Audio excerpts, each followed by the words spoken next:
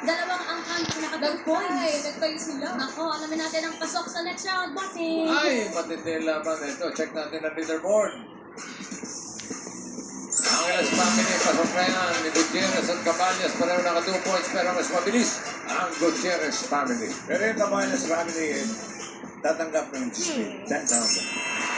Thank you, bossing. Next round na tayo mga Lover Cats. Head your game na. Kailangan lang makahula ng 3 words in 3 minutes. Pabilisan lang po ito.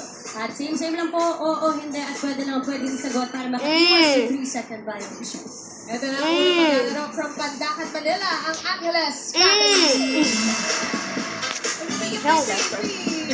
Naiwan yung dati eh.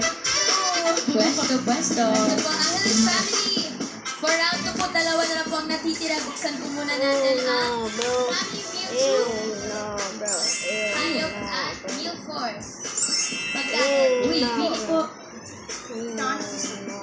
Ayok? Tayo po. Pili po pareho. Daddy, okay.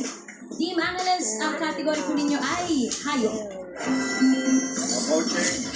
Yung coaching po tayo, Team Studio. Diretso lang po ang tingin at lakas